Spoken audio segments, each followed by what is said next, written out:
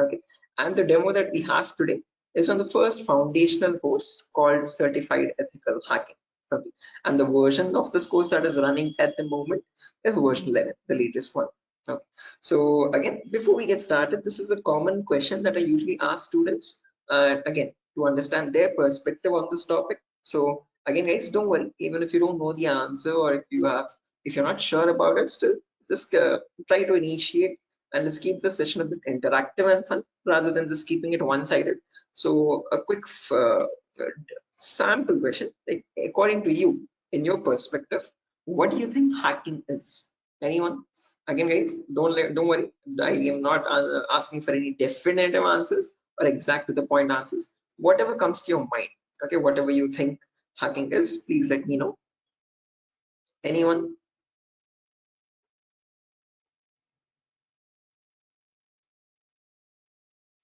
Try to breaking the system. Trying to breaking the system, is that breaking, right? I mean, did I get this right? Break into To the system access Yes, try to to access your personal things like computer, mobile. oh, okay, trying to break into the Uh, system or access personal things. Unauthorized access to the system or a data. Unauthorized access to the system or data. That's a great answer. Again, all answers are perfectly right. There's nothing wrong with them. Perfectly correct answers. Anything else, guys? Does anyone else want to add anything to it?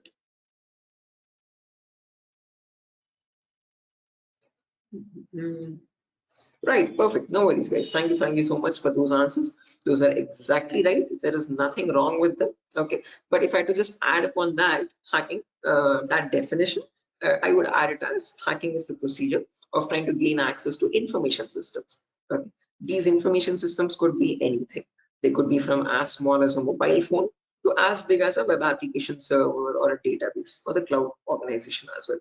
Okay, and this is done without the permission or without the consent and knowledge of the person owning those systems. Okay, so if those systems belong to a third party person, that person does not know that someone is trying to gain access to their information or the data. Okay, and this is usually performed by hackers for their own benefit. So once they get access to the systems, they can steal the data, destroy the data, or sell the data as well to other third party vendors. Okay. Now, depending on this definition, we easily understand that hacking is a malicious job. It is a criminalistic task. If it is such a bad thing to do, why do we have a course called ethical hacking? Is the second question. Because ethical is something which is legal, which is allowed. And how can it stand beside the word hacking, which is completely contradictory? So to define ethical hacking, on the other hand, this is the procedure of trying to find vulnerabilities. Okay, a vulnerability is nothing but a flaw or a loophole in the information system. So usually manufacturers might make mistakes somewhere here or there in the coding of the application. Okay, so that gives rise to something known as weaknesses in the information system, or in technical terms, it is also called as vulnerabilities. Okay, and this vulnerability finding, or the process of trying to find these vulnerabilities, is done with the consent and permission of the organization. Okay, so this is done in order to report it back to the target, okay, or to the authority, so that they can apply the appropriate patch for it. And once a patch is applied, that vulnerability is closed. It closes the doorway for the hacker to cause any harm. So thereby, with ethical hacking, we're trying to increase the security of the organization rather than cause any harm. Okay, so that is the main difference, guys, between hacking and ethical hacking. Where in hacking, we are trying to again, the hacker tries to take advantage of those vulnerabilities and tries to get information access. But in ethical hacking, you're trying to find those vulnerabilities, you're trying to report them back to get them patched so that you can increase the security. Okay, so I hope these two definitions are clear, guys. Again, if you have any questions, or if you have any queries, or if you want me to repeat something, please do not hesitate to let me know. Okay, feel free to interrupt me at any certain point. Okay, so now, depending on these two definitions, guys, of hacking and ethical hacking, we can categorize the types of hackers. So basically, there's three types. There's someone known as a black hat hacker, a gray hat hacker, and a white hat hacker. A black hat hacker can also be termed as a cyber criminal who performs hacking for his own benefit, okay, or sometimes even just for fun, without asking for consent. On the other end of the scale, we have the white hat hacker. Okay, white hat hackers are also known as ethical hackers or penetration testers. These are the people who abide by the laws and policies of the organization, and they work hand in hand with them to find the vulnerabilities and report it back. They do that so that they can secure the infrastructure rather than causing any harm. Now, in between, there's a third category, also known as gray hat hackers. Now, from the name itself, you can figure out they have some qualities of the black hat hacker as well as the white hat hacker, hence a mixture. Okay, so like a black hat hacker, they don't ask for permission before finding the vulnerabilities, but once they find the vulnerability, they report it back to the organization. Okay, and that is done in return for a bounty. A bounty is nothing which benefits them. It could be a financial reward or a reputational reward, anything which benefits them or their careers. Right. So all these three types of hackers, whether it be a black hat hacker or a gray hat hacker or a white hat hacker, they perform hacking or ethical hacking in a certain number of steps. Okay. And those steps collectively are called as hacking cycle or cyber kill chain. Okay. Now let me list those steps out one by one so that you can have a clear picture of what the whole course is about, and then we'll briefly discuss about all of them. Okay, so you can ask your questions regarding those. Okay, so the first step that you perform in hacking cycle or cyber kill chain is known as information gathering. Now, certain organizations term this step in different names. They can also call it as reconnaissance or footprinting. Second step is known as scanning. It can also be referred to as enumeration. Third step is gaining access. Fourth step is maintaining access. And the last step is known as reporting or clearing traces. Now, the reason I've specifically mentioned "or" in the last step over here is because that is where it makes all the difference between the white hat hackers and black hat hackers. If you're a white hat hacker or an ethical hacker, you would perform the first 4 steps and then you would generate a report with all the vulnerabilities and the solutions for that and submit it to the organization.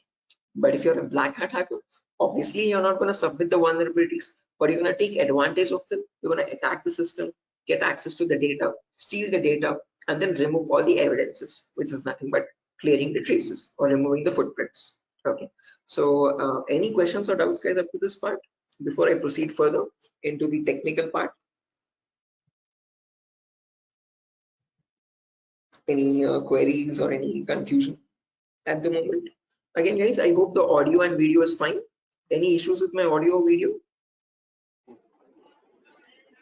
Okay. What is this enumeration, sir? Again, yeah, we'll be coming to that, guys. We'll discuss each of these steps one by one so you have a better understanding of what all of them are. Okay, at the moment, until now, here there are no questions, right? Because I guess there's some issues with the audio or video. Some people are exiting and rejoining again. Any issues, any technical issues with my audio or video at the moment? Okay, perfect. Sir, your voice is breaking. Oh, my voice is breaking. 1 second, guys.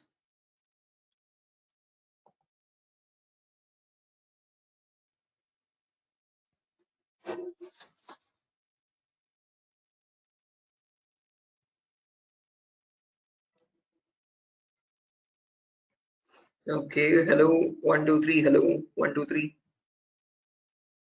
Now it is Guys, okay. it's okay, right? Right, perfect. Clear, sir. Right, let's proceed now, guys, and understand each of these steps one by one so you have a clear picture of what they are. So the first step is information gathering. Again, as the name itself suggests, this step involves the hacker or the ethical hacker to gather as much data as possible about your penetration testing target. Okay, and all this information is gained passively. What I mean by passively is that you get this information from other third-party sources rather than contacting the organization directly.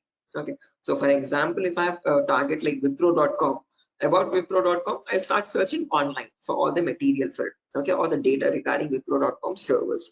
Okay, the main question is, what kind of data are we talking about over here? And this is the information that we require. So firstly, we try to figure out all the IP addresses and the range of IPs used by the Wipro's main servers or the secondary servers. Then the who is records to understand who is hosting Wipro.com and since when has it been hosting itself. Then the DNS records to understand what information is stored in their DNS servers, domain name servers.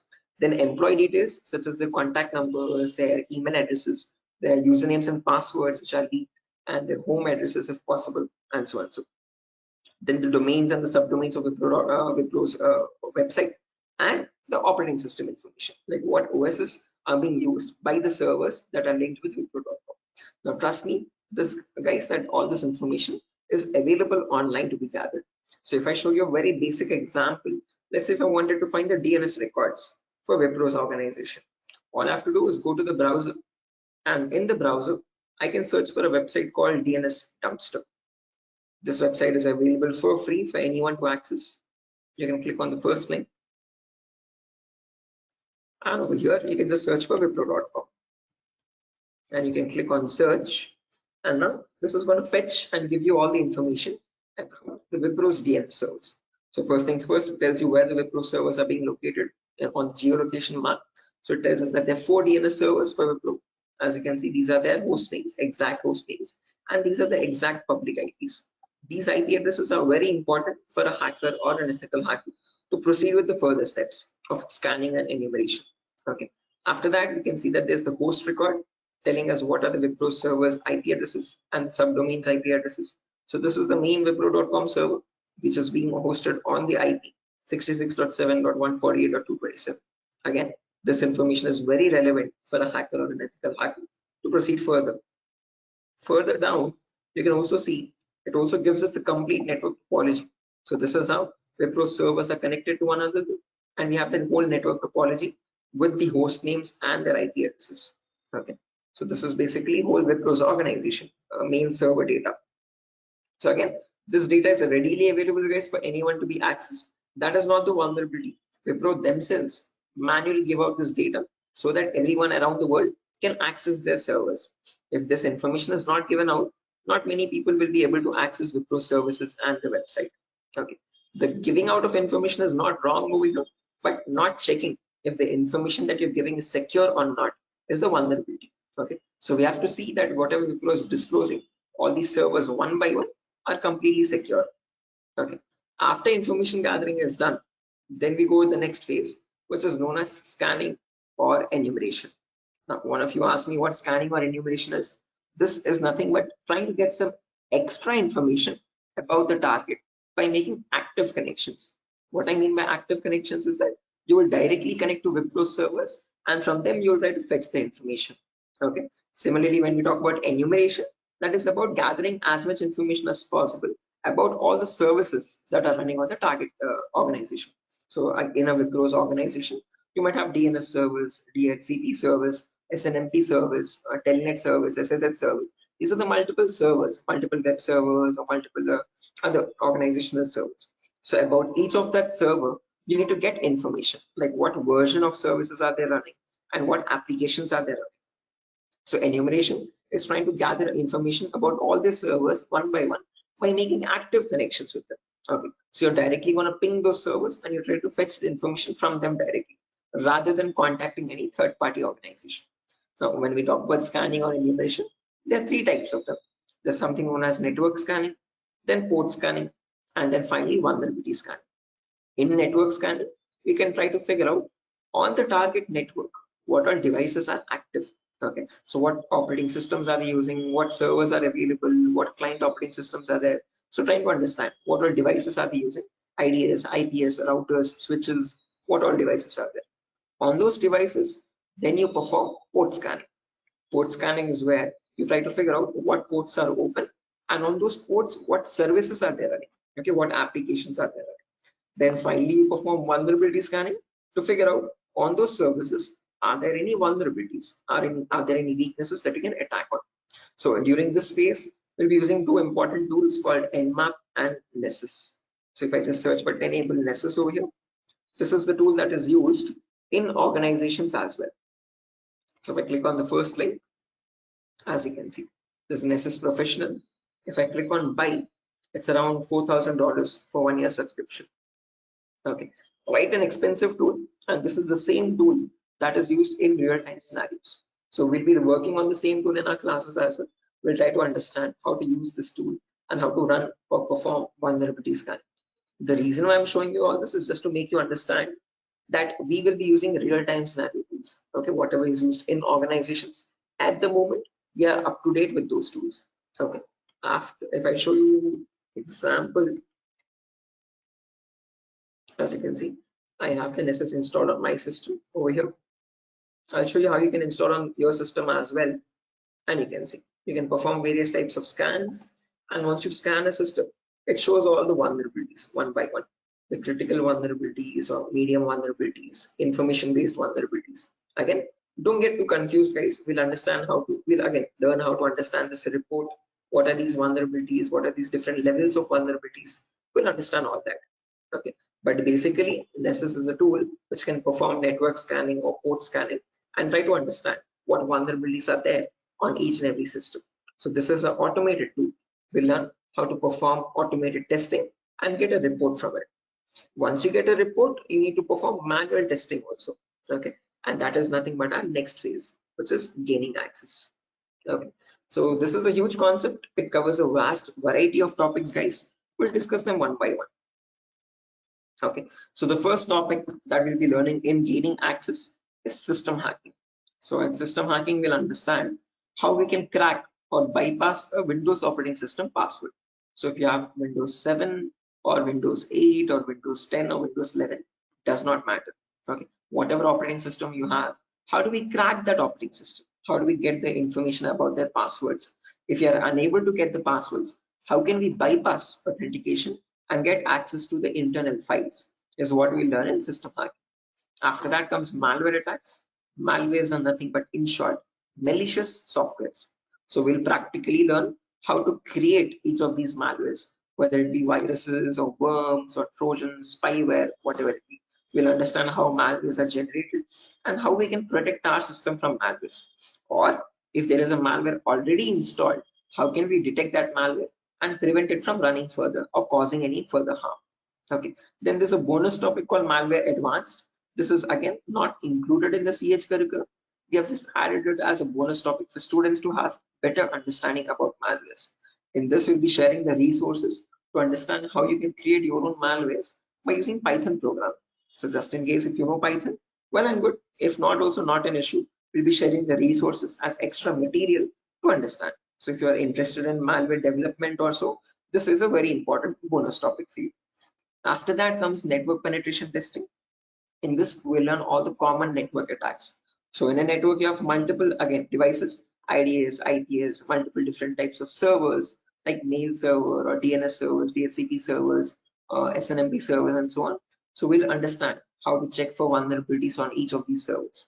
Along with that, we can perform a few attacks as well.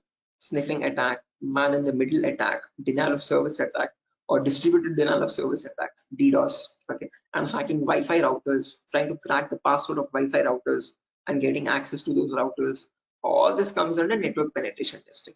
Okay, all the common attacks that we can perform in a local network. After that comes social engineering, where we learn how hackers create fake websites. Okay, whether it be facebook.com, instagram.com, twitter.com, or flipkart.com.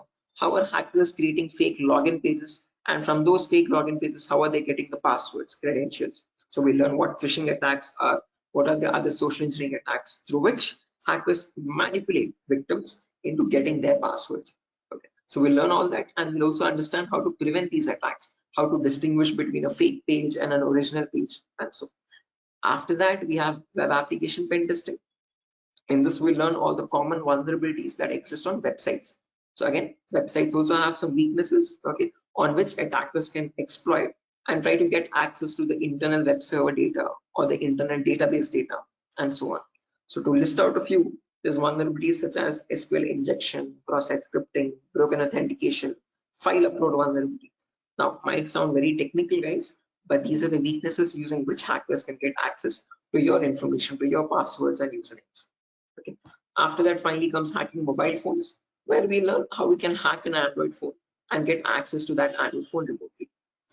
After gaining access is done, then we have maintaining access and maintaining access, reporting and clearing traces, where we learn how we can maintain persistent connections. So if the target is restarting his system or shutting it down and starting after a very long time, how do we get access to that data? How do we still stay connected to the victim machine? Is what we learn in maintaining access. After that comes reporting or clearing traces, where I'll show you how you can generate a report and submit to your client or submit to your organization, or how do you remove the evidences.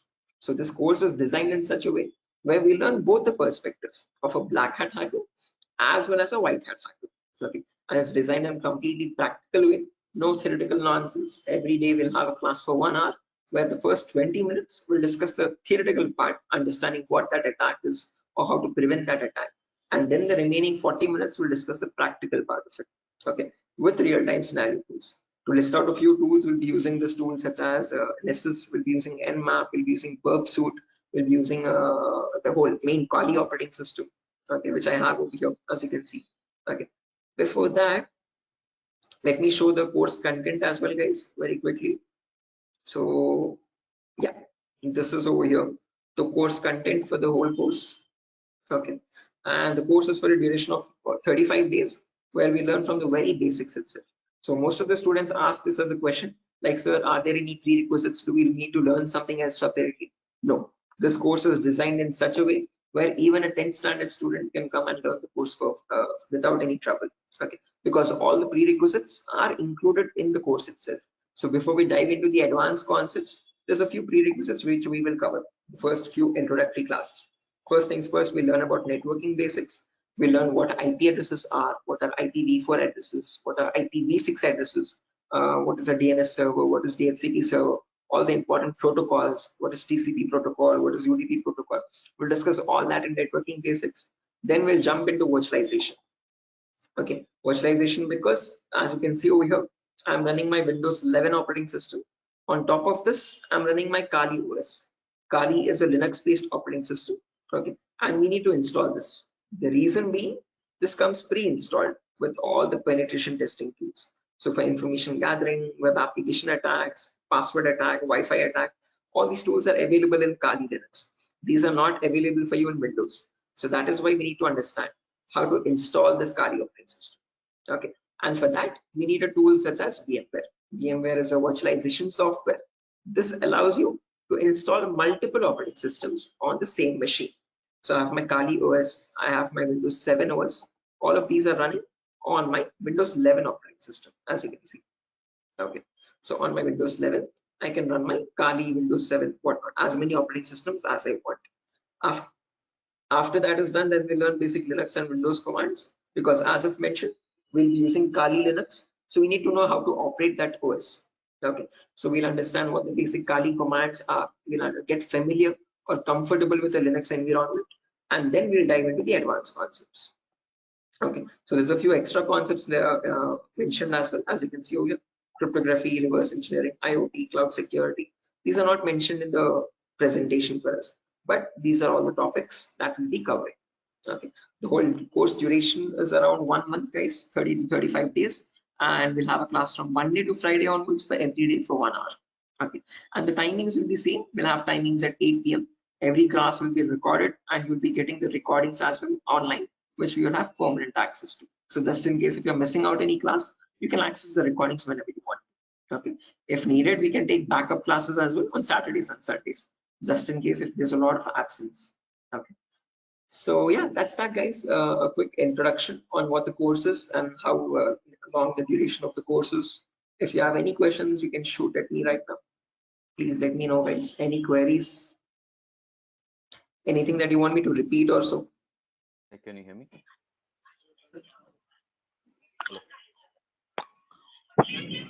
Hello. Yeah, hi. Sir, why we use that websites that you show before this PPT? Sorry, Yogesh, I didn't get your question. Can you please repeat? Sir, we as you said that we use some websites for ethical hacking. So that website that you opened before this PPT, I'm asking about that Yeah, website. the DNS dumpster website, as you can see over here. This is for information gathering, trying to gather information about any certain client. So before we perform hacking, it's very necessary that we know all the data about that organization or the data about that target. So in order to get that data, we have to visit these third-party websites. Okay, sometimes your organization might not give you that data sufficient for us. Okay, that is why we need to gather that information from other third-party sources, websites like DNS dumpster and so on. Okay. The more the data you have, the more possibilities you have to attack the system. okay, the more attack vectors you can find or possible paths you can find to attack the system. Okay. So that is why it is necessary to access these websites and get the data about our target from these websites. Okay, okay, so understood. Right. Any other questions, guys?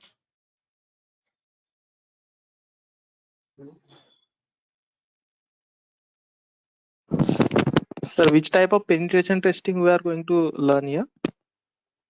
Again, CEH is a very comprehensive course, guys. We're not going to be going into any advanced level penetration testing, but we will learn all the kinds of, whether it be web application pen testing or network penetration testing or system hacking or Android pen testing. We'll be covering the basics of all of them.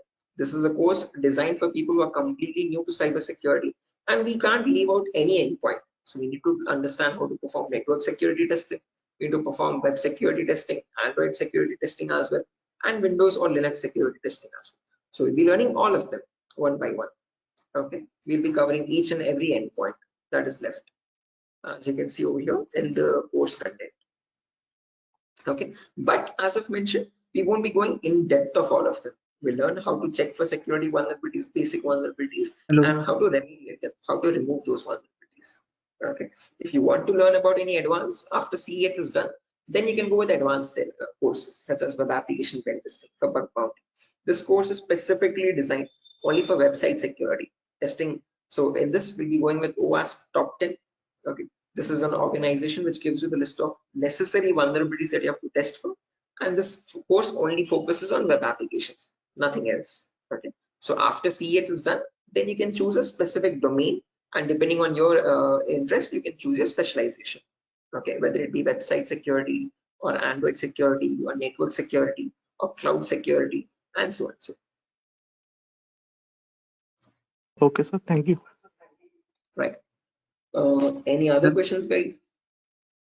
No, sir. Right. Okay. After So course completion, certification provided. yes, if anyone is interested in writing the CEH certification as well, we provide support for that also. There's complete pass guarantee. So I usually handle the certifications myself. So if you're planning on writing a So this is certification, job guarantee. this is what? Sorry. Job guarantees. Sorry, I didn't get you guys. Can you please repeat that? Hello. After this course, his job is. He's asking Oh a yeah, placement again, assistance.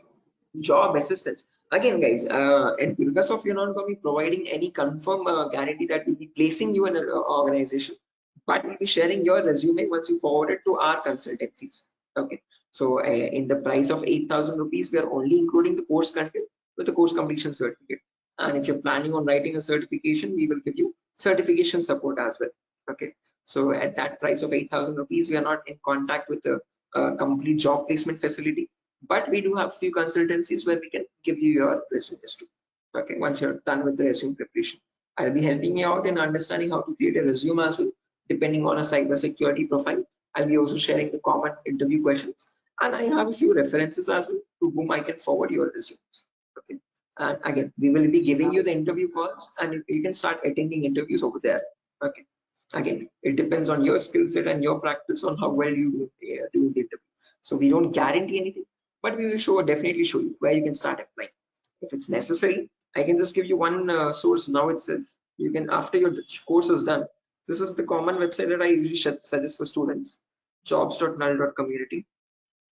This is a website only specifically for cybersecurity job roles. Okay, nothing else. As you can see, null jobs. This is the website. Okay, and these are all the different domains, and you can start searching over here. So if you're a complete fresher, just click on freshers or internships, and these are at the moment these are the available placements.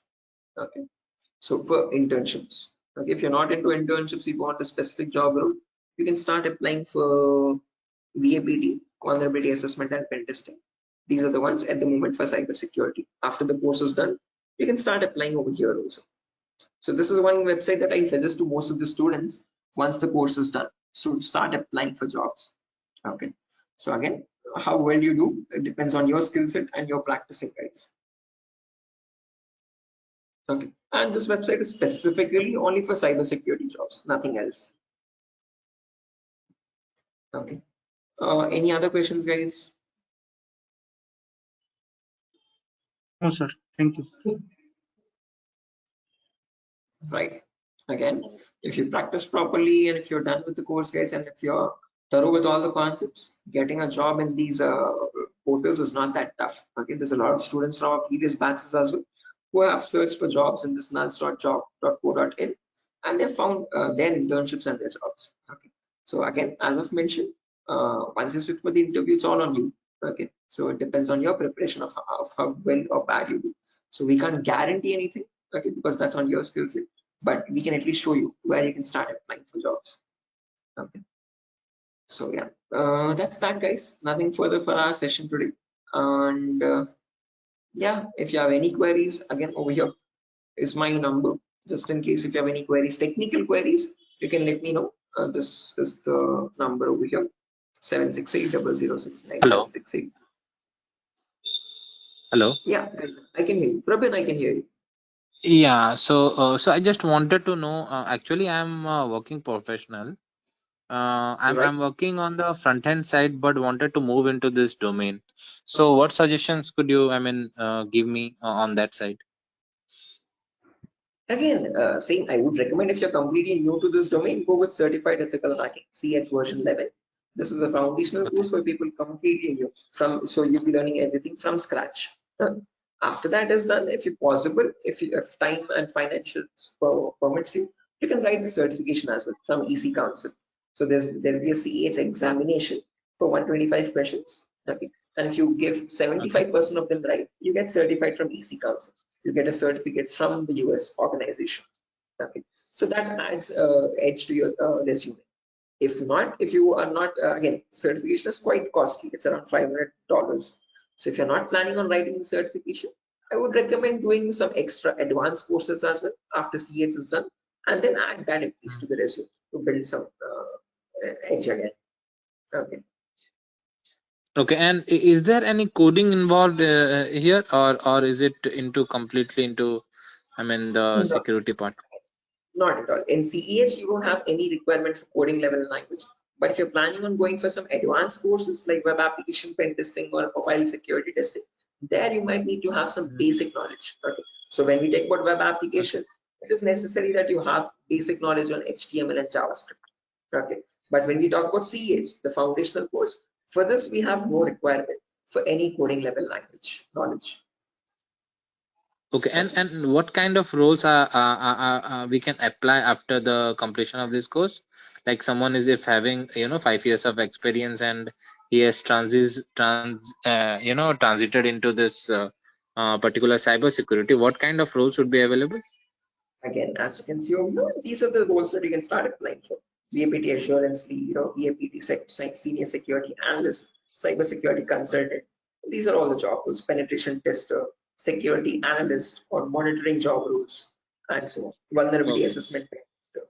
These are the job roles you can start applying for. Okay. Cool. Thanks. Right. Any other questions, guys?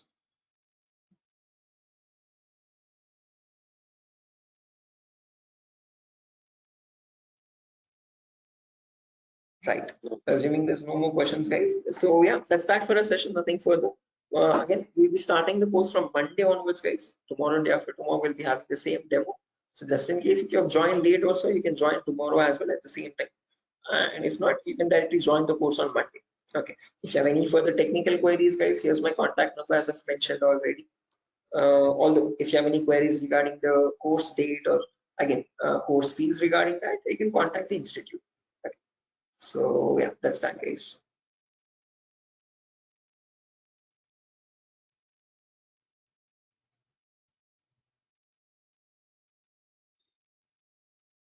Sure. So I'm gonna be exiting, guys. I hope you have enjoyed the demo. And yeah, if there's any queries, please do let us know how we can help you. Okay. Have a good day, and I'll see you soon. Bye bye.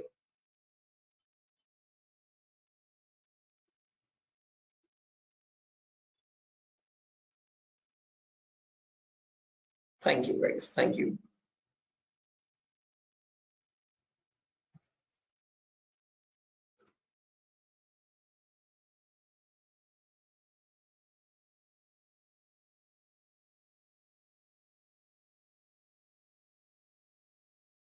Okay. Hello, guys. Can you hear me now? Biswajit Singh, Rakesh, Ravikiran, Maman, Shiva, Sujata. I hope I'm audible now, guys. Yeah, Biswajit. Can you hear me now? Yes, we can.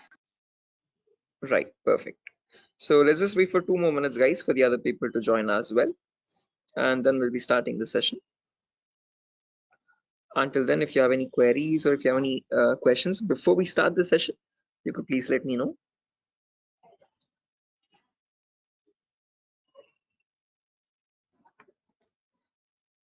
So,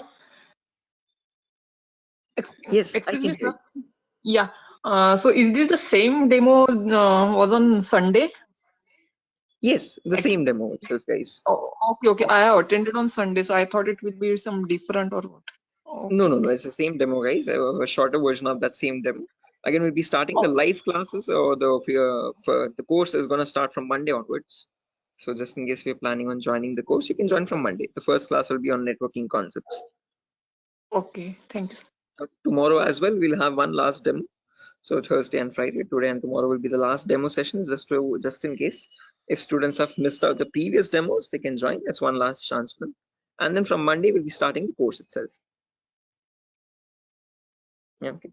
So just in case, guys, if there's anyone who has already attended this demo session, again, just a heads up, this is going to be the same demo. It's not going to be any different from the previous ones. Okay, this is just backup sessions or backup demos for people who could not join earlier. Okay. Okay. Thank you, sir. Sure.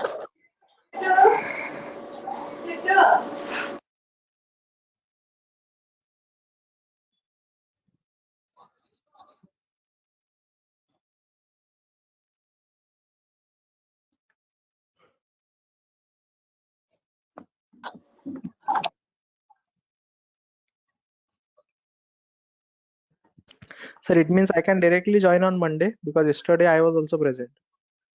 Yeah, sure, guys. Again, as I've mentioned, it's the same demo. It's not gonna be any different. So this is only for people who are completely new to it, who have not attended the previous demo sessions. So if you have already attended the demo session, guys, you can join back on Monday itself directly. Okay, and the timing will be same at 8 p.m. Same time, 8 o'clock in the night. Okay, thank you. Sure. Okay, guys, so let's get started without any further ado. Before I get started, a quick formal introduction on my end. My name is Mohammed Shoaib. I'm a cybersecurity trainer certified from EC Council. EC Council is the leading organization for cybersecurity domain certifications. Okay, and one of the courses that it provides for people who are completely new to this domain is Certified Ethical Hacking version 11. This is the latest version of the course that is running at the moment, and this is a course designed in such a way for people who are completely new to this domain. So if you have no knowledge about what cybersecurity is or what hacking or ethical hacking is, this is the course to get started with. Okay. So before I proceed further, this is a common question that I usually ask all the students just to understand their perspective on this topic. So again, guys, let's keep this session a bit interactive and fun. So my first question to you is to understand what your perspective is on hacking. So again, not asking for exact definitive answers, guys, but just to understand your view on it. Okay, so whatever comes to your mind, please do let me know. In your terms, what do you think hacking is? Anyone? There's Biswajit, there's Maman, Rakesh, who else? Shafiuddin, Shiva. Hello. Yeah, Biswajit, I can hear you. Sir, actually, according to me, hacking means to hack the information of organization or any systems.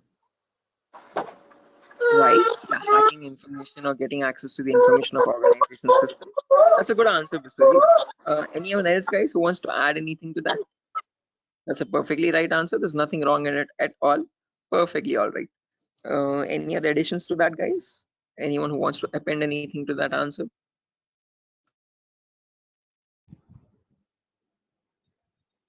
Okay, no worries. Shiva, you were about to say something? Your mic was unmuted for a while.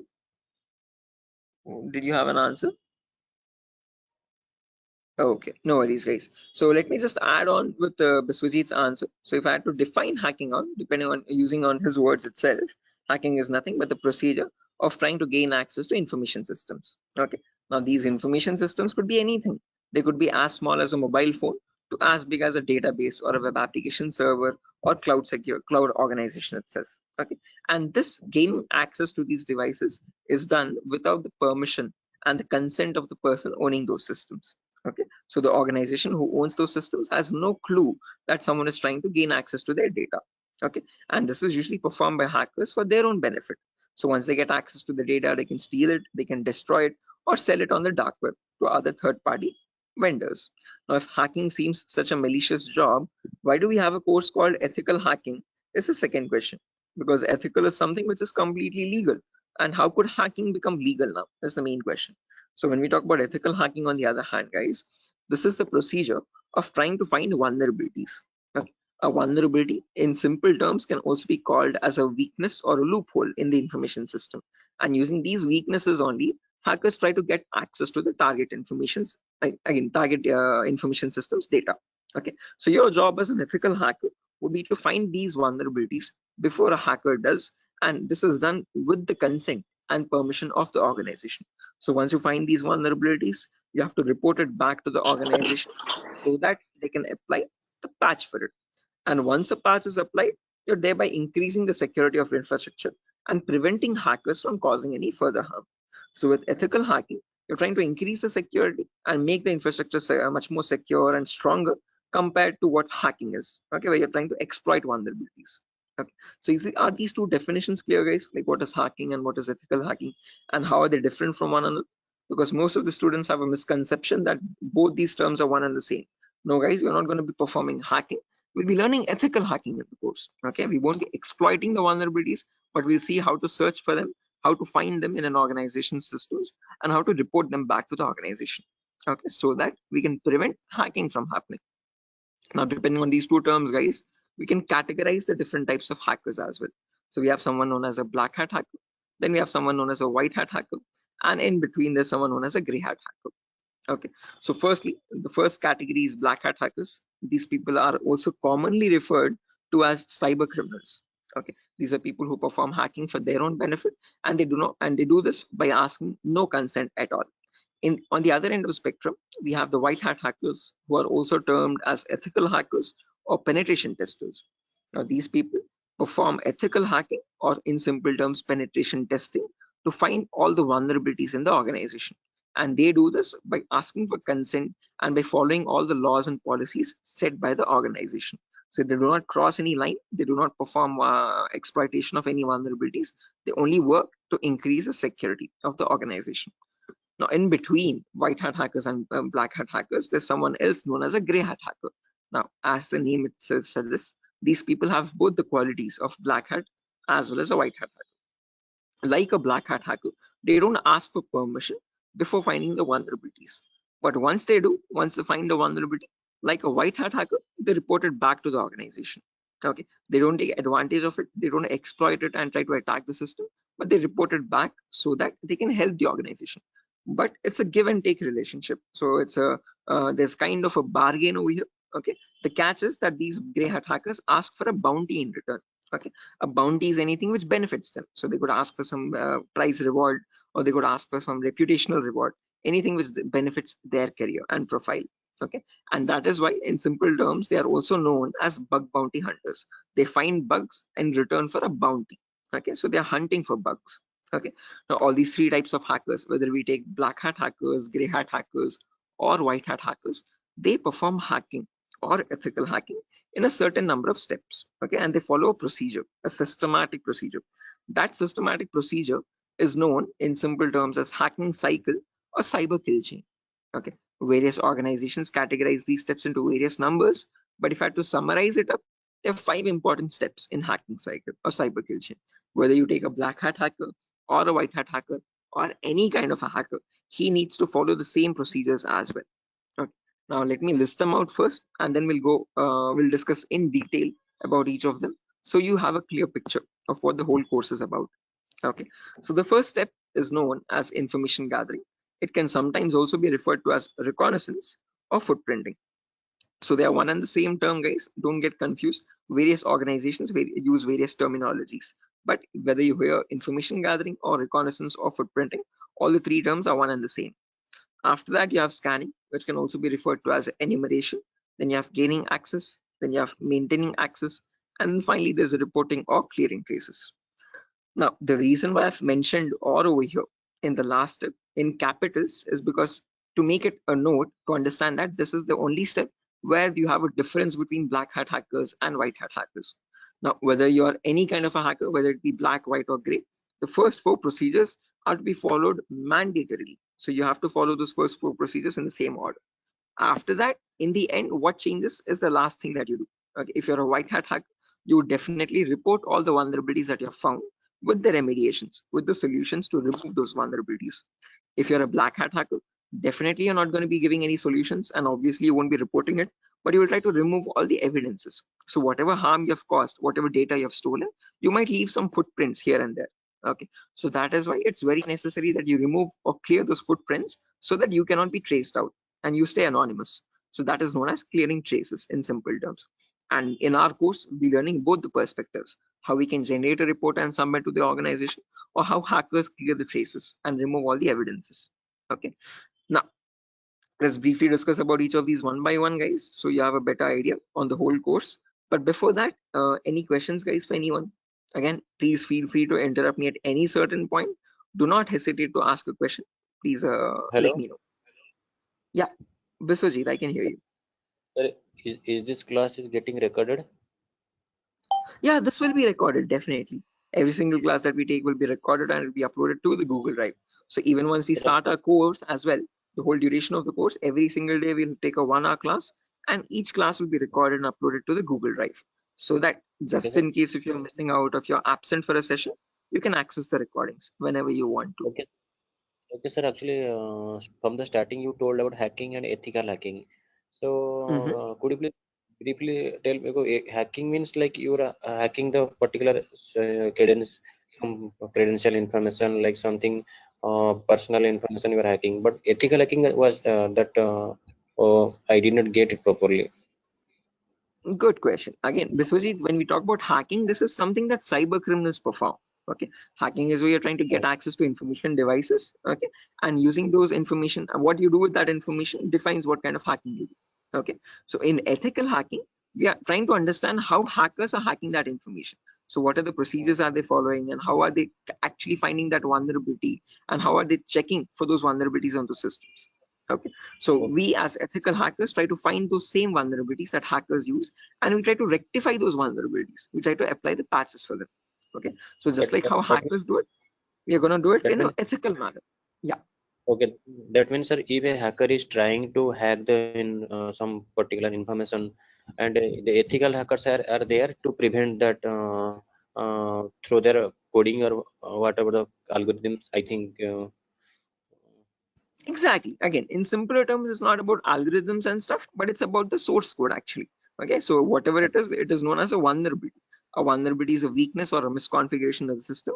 So ethical hackers do the job of finding those vulnerabilities before a hacker can cause any harm.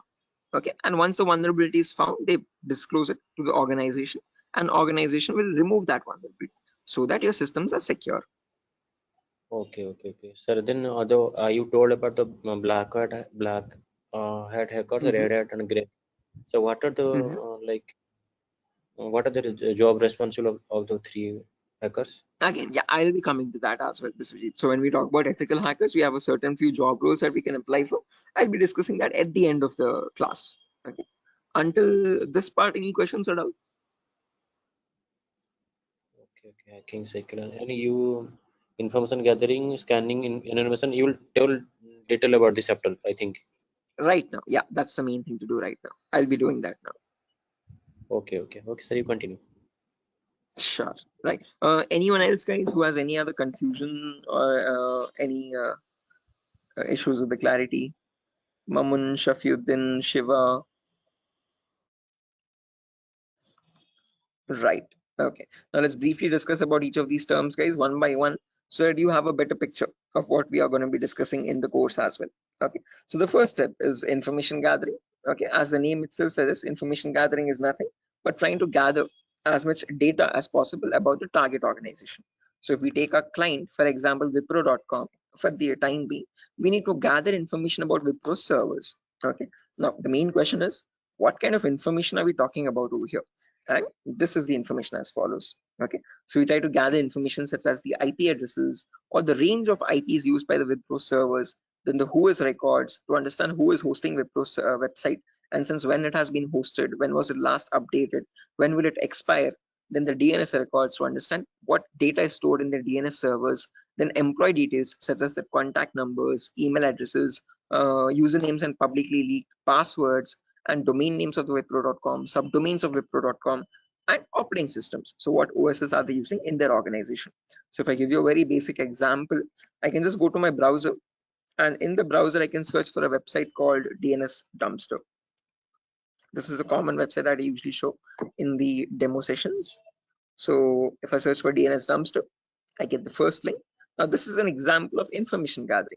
So you're trying to gather information about Wipro.com from other third-party sources. So right now in this step, we are gaining information passively.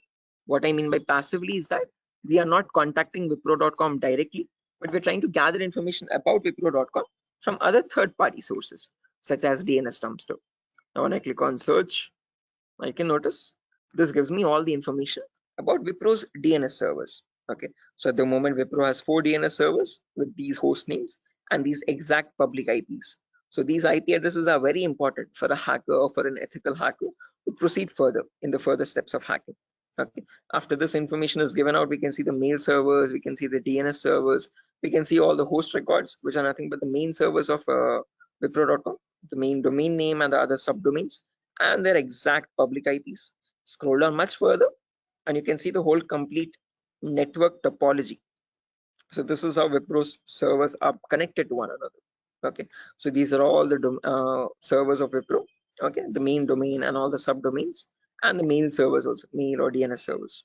Okay, so this gives us complete information of all the endpoints that you have to test for complete security of Wipro.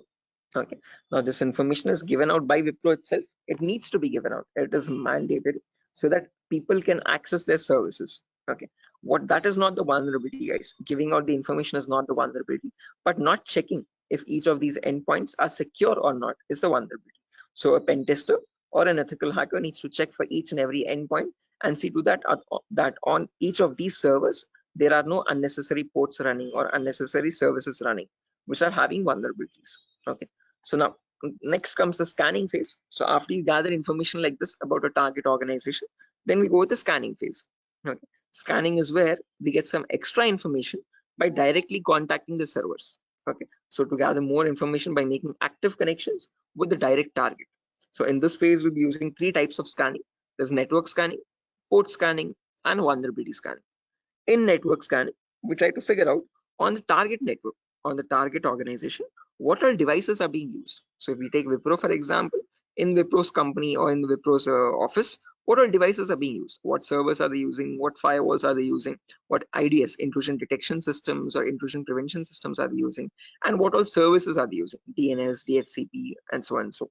Okay, once we know that, then we perform port scanning to figure out all the services as well and their version details. So if they're using DNS service, what version of DNS are they using? If they're using mail services, what mail services are they using and what versions are they? Okay, finally perform vulnerability scanning to find the weaknesses on those servers.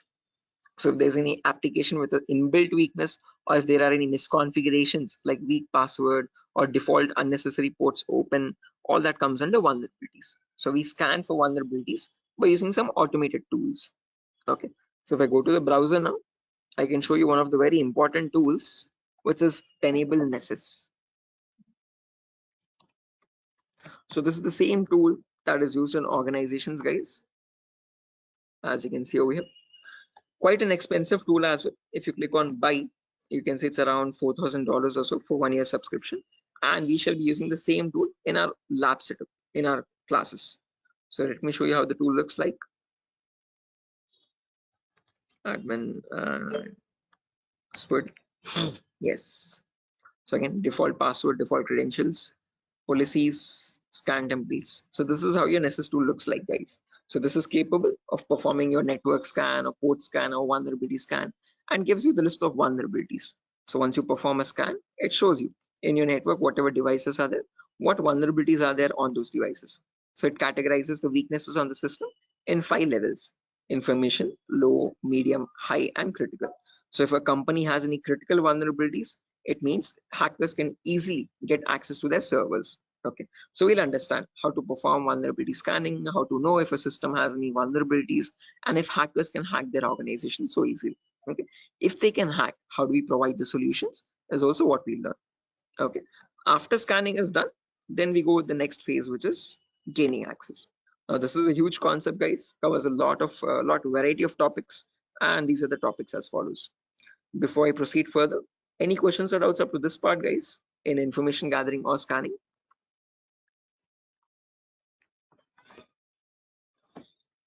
Biswajit, Mamun, Shafiuddin, Shiva,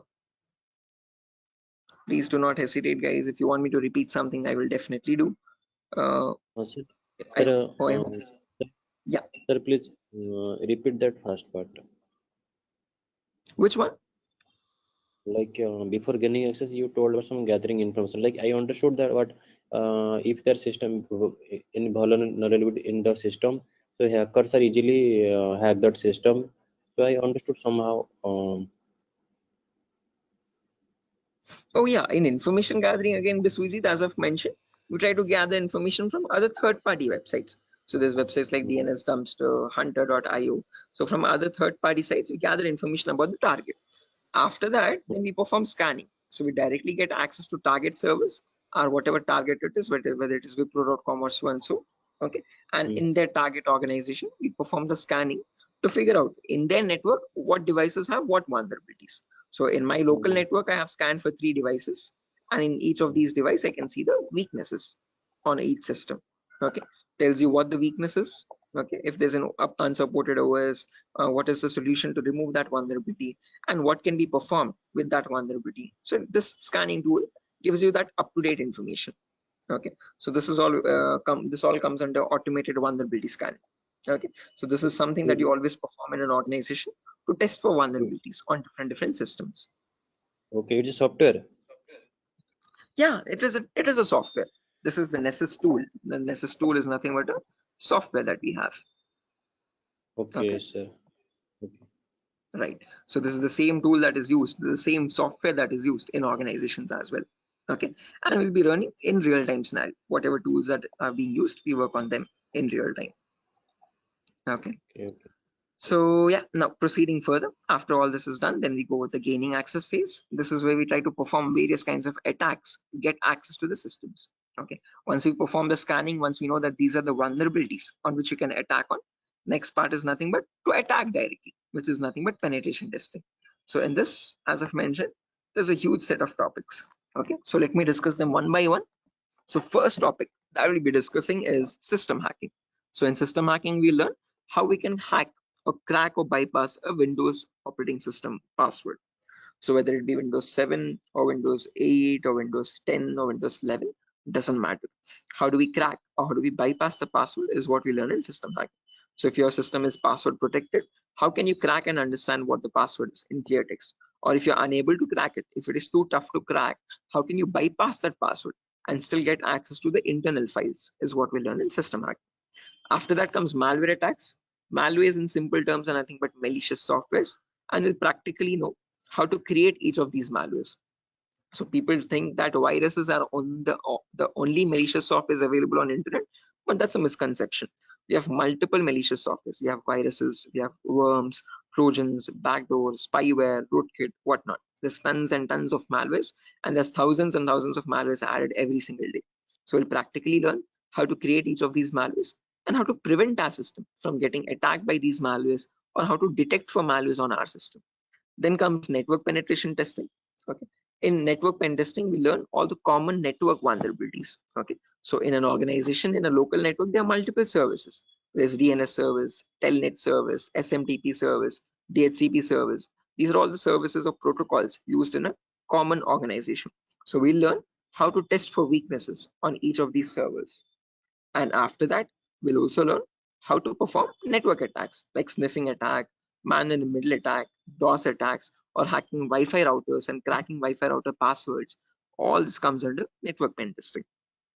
Then comes social engineering, where we learn how to crack passwords from websites. Okay, so how do hackers make fake login pages, Facebook page, Instagram page, or a Flipkart login page, bank login pages? How do hackers get your passwords from these pages? Okay, how can they create fake login pages and send them to the victims and perform phishing attacks? All this comes under social engineering. Then finally comes web application pen testing, where we learn all the common website weaknesses. Okay. Is this useful for SOC analyst role? Yeah, Shafiuddin. We'll be discussing a very basic tool called Splunk as well. That is very important for your SOC analysis role. Okay. SOC is nothing but Security Operations Center, guys, just in case if anyone is confused. Okay. In SOC job roles, we usually see how to monitor and detect threats. Okay. Threats are nothing but attacks. Okay. So for that, we'll be discussing a very basic tool, a very important tool actually, but the very common tool used in SOC, which is Splunk. So this course was helpful for that as well. Shafiuddin. Okay, now after that, coming back to our topic, guys, as I've mentioned, we'll be discussing web application vulnerabilities, where we learn all the common website weaknesses. Now again, this might sound a bit technical, guys, okay, but these are a few common weaknesses that exist, such as SQL injection, cross-site scripting, broken authentication, file upload vulnerability, and so on. So these are the weaknesses that hackers use to get access to the web server, okay, or the databases in the backend. Okay, after that, we have hacking mobile phones, where we learn how to hack or crack an Android application phone. Okay, so how do we use Trojan attacks and get access to the Android phone remotely? Okay, after this is done, then we have two small topics, which are maintaining access and reporting or clearing traces. So this is the most important concept, guys, gaining access. After that, we need to know how to maintain persistent connections. So how do hackers maintain a connection even if the system restarts? Okay, is what is known as maintaining persistent connections. After that, we have reporting or clearing traces, where we'll see how to generate a report and submit to the organization. Or if you're a black hat hacker, how do they remove all the evidences? How do they clear the traces? Okay. Now, since not everyone is from a technical background or might not be from a technical background, we will discuss a few prerequisites as well. Okay. So the course is designed in such a way where you don't have to learn anything separately from outside. So if you're, this is in a way to even a 10th standard student to understand this course in a simple and sufficient manner. Okay, so before we dive into all the advanced concepts, we'll be discussing these 4 prerequisites or 4 to 5 prerequisites. So first we'll learn basically what ethical hacking is, or how is it different from hacking. Then we learn virtualization. Okay. The reason why we need to learn about virtualization is because we'll be using a tool called VMware. So as you can see on my desktop, this is my Windows 11 operating system, and on this I have my VMware application. Okay, this VMware allows me to run multiple operating systems on one single machine. Okay, so as you can see, I can run my Kali OS, I can run my Windows 7 OS, Ubuntu OS, and so on and so. Okay, the reason why we need virtualization is because we need to run something known as Kali Linux. This is a Linux operating system, guys. Okay, and this is very important for us because this comes pre-installed with all the penetration testing tools. Okay, for hacking tools or ethical hacking tools. As you can see over here, there's information gathering tools, there's web application testing tools, there's password attacking tools, Wi-Fi attacking tools, and so on. So these are the tools that specifically come only with Linux OS. Okay, they're not available in your Windows operating system. So that is why we need to know how to install this operating system and how to use this out. Okay, again, one good thing is this is completely free and open source. Anyone can download this operating system from the official website kali.org. Kali.org. Okay, so how to download this and how to install this is what we learn in the virtualization class. After that is done, then we will go with basic Linux and Windows commands. So as I've mentioned, Kali is a Linux OS. So we need to understand how to use a Linux operating system. What are the basic commands in Linux and how is it different from Windows operating system? After that, we learn basic Windows server configuration, how to configure a DNS server, how to configure a web server in Linux, in Windows OS. Okay, and after all that is done, then we go with the important concepts. Okay, information gathering, scanning, enumeration, then gaining access, maintaining access, all that comes after that. Okay, so until these concepts are done, then you'll be ready for all the advanced concepts. So this is designed in such a way where you don't have to learn anything separately from anywhere else. Okay, so after that, again, there's a few bonus concepts as well, guys, such as cryptography, reverse engineering, IoT, cloud security, Splunk, So these are not included in other institutes. Okay, these are a few concepts that we have specifically designed in such a way so that you can proceed further and learn advanced courses as well if you're interested. Okay. So yeah, that's that, guys. Again, one last thing, the whole course is for a duration of 1 month, where you'll have classes from Monday to Friday every day for 1 hour. Okay, and every class will be recorded and it will be uploaded to Google Drive. So just in case if you're missing out any classes, you can access the recordings as well. Okay, so yeah, that's that, guys. Any questions on your end? Yeah, Biswajit, you were asking me one question, asking about the job roles, I guess. So once you're done with the course, you can start applying for job roles like SOC analyst, vulnerability assessment tester, or penetration tester, or again, security engineer, and so on. So, okay. So these are the job roles that you can apply for once you're done with the course. Actually, I have taken this course on. I was just learning this course just to get a job in that ethical hacking, like information security, and in any IT company. So actually, sir, as I came to know that, sir, is there any like coding algorithm required to just like to do such kind of activity in Good ethical question. hacking? Great question. This is a very common question that is frequently asked by students, that do we need any coding knowledge required for this course? Definitely not. So, sir, in CEH we will be discussing again. We will be primarily focusing on Linux operating systems. So we need to know how to use a Linux OS properly. Okay, so that is the only requirement which we will be learning throughout the course. Okay. Other than that, you do not require any coding level language knowledge at all. Okay, so coding or development knowledge is not at all necessary. Wherever it is, we will be discussing that basic necessity of it. Okay, so there are certain topics where we have a topic called malwares. So in this we learn how to create malwares. Okay, so in that one topic will require basic coding language knowledge, but again, that itself I will myself be teaching it. Okay, so you don't need to learn anything separately from anywhere else. And other than that, this one topic malware, we won't be using coding language at all anywhere. Mhm. So Ajay, so actually I am doing job in Linux support, like technical support. That's great. This is going to be a lot easier for you then. Mm. So actually that's why I want to change my career, change my like next job into information security on the doing ethical hacking courses. Yes, I one more thing that, sir, is there is it necessary to get the certification on ethical hacking, like you have done something Right. hack? Again, it gives an edge, Biswajit. It's better to have a certification. If you're not going with certification, I would recommend you learn a few extra courses as well. Okay. After certified ethical hacking is done, then go with one advanced course, one specialization course like network security or web application security or so and so. So that will add you some much more value to your certification. Okay. So into your resume actually. Okay. So it's better to have certification, but if you're not having certification, just to increase or broaden your skill set, learn an extra course after CH in cybersecurity itself. Okay, there's many streams. Okay, we provide web application security as well, testing. So you can join this course as well, just in case if you're not doing a certification. Okay. Okay. So after that, web application security is another course. Yes. Okay. Okay, sir. In this syllabus, sir, what we will learn totally, overally, what we learn, how much we can work in a company.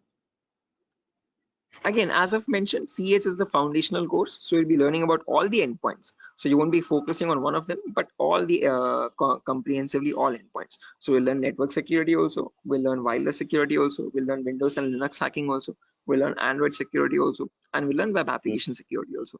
But in CH, one thing is you are going to be like a master of, jack of all trades, master of none. So you're not going in deep, you're not specializing in any one of the fields, you're learning about all the fields. After that, you can choose one specialization and you can focus on that. You can either go towards web security or cloud security or network security. Depends on your interest. Okay. Understood, sir. Then Right. that will the final and long-term career. Long term, yes. Okay. To get started first, usually in cybersecurity, you usually get monitoring job roles for a few months. Okay. After that, Okay. then you can go into deeper course. Mamun, are you going to teach all security courses? Yeah, I'm the same tutor, Mamun. So after CEs is done, if you're planning on going with cloud security or web application security, we provide those as well. At the moment, mobile and network is not included, but just in case, there's a huge boom, there's a huge requirement for web application. So that also I provide. Okay.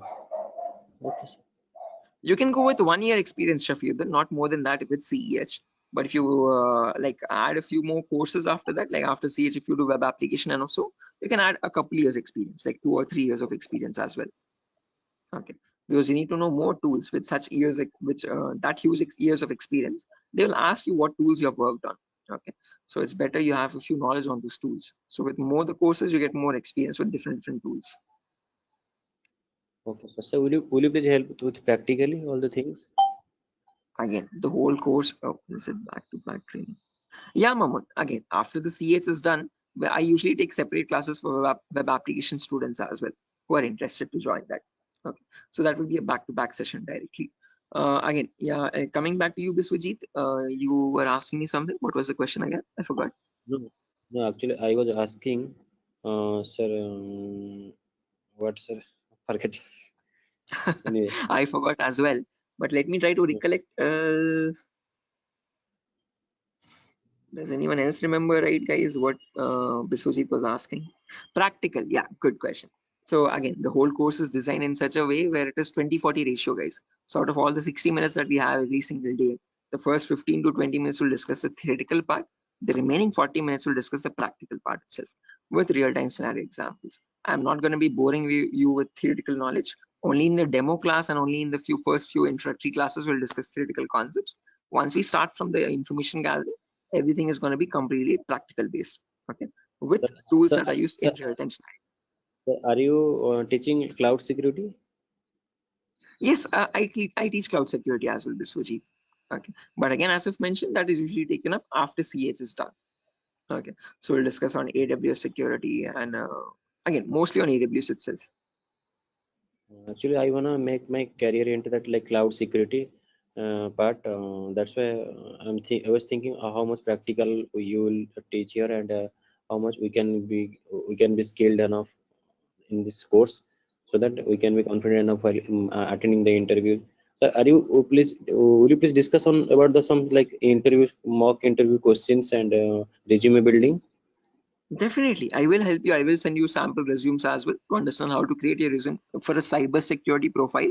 Okay, and along with that, I'll also share the commonly asked in interview questions. So I have a PDF document prepared for that specifically, which I share with all the students after the course is done for all the cyber security related interview questions. Okay, so I'll be sharing all that as well. Okay, sir. No, because I have planned after completion of this course, I have planned to move on cloud security by practicing those questions and all the practical things. Definitely. Again, if necessary, I'll be sharing the resources as well, Biswajit, separately for you regarding your cloud security content. Okay. So if you're planning on doing a course after CS is done, then you can contact me for that. We can do that course separately. Okay, sir. Okay, it's not included with Durga Soft at the moment, but again, yeah. Okay, sir. Sure. Any other questions, guys, at the moment?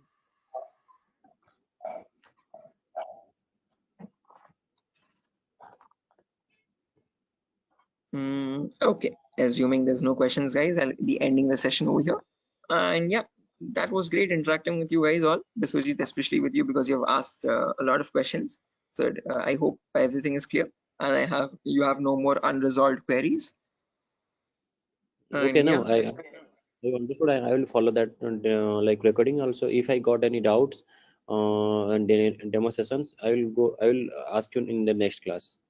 Definitely, sure, definitely. Again, guys, if necessary, here's my contact number as well, 76800696768. If you have any technical queries, you can contact me over here. If you have any queries regarding what other technology we should know. Again, Mamun, as I've mentioned, it's better to have Linux knowledge, Linux commands knowledge, and how to use a Linux operating system, and basic networking knowledge. What are IP addresses, what are IPv4, what are IPv6 addresses. If you do not know these also, as I've mentioned, all these are included in the course itself. So these are the prerequisites which are required.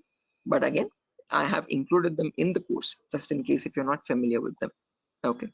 So there's no prerequisite for joining the course. All you need is a good laptop to run the practicals. Okay. Minimum requirement would be at least an i3 processor, oldest to oldest i3 processor, and minimum to minimum 6 GB or 4 GB RAM. If you have 8 GB, that is recommendable. Okay.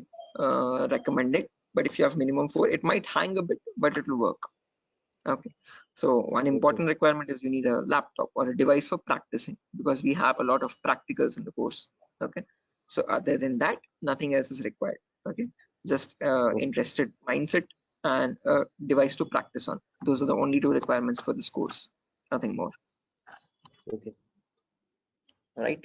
So yeah, that's it, guys. Nothing further for the session today. If you're interested to join the course, you can join this from Monday. We'll be having the first class on Monday for networking concepts. Okay. And after that, yeah, tomorrow as well, there's another demo session. So just in case if anyone is planning to join the demo again, you can join it tomorrow at the same time. If not, we'll be starting the course from Monday itself directly. Okay. Thank you, sir. Okay, guys. Good day. Thank you for joining the session. It was great interacting with you. And I'll see you soon, guys. Bye-bye. Have a good day. Thank you, sir. Good night. Thank you, guys. Good night.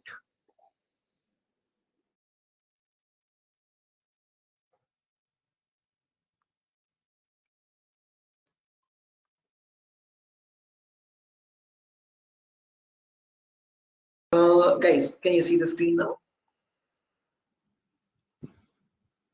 Yeah, I can see you now. Yes, sir. The Yes, it's visible. Sujata, Somat. Yes, sir. It's visible. Right, perfect. Thanks.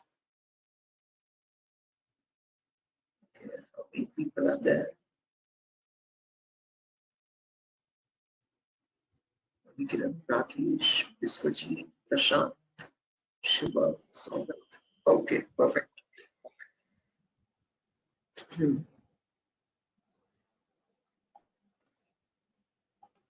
Okay, guys, let's get started with the session without any further.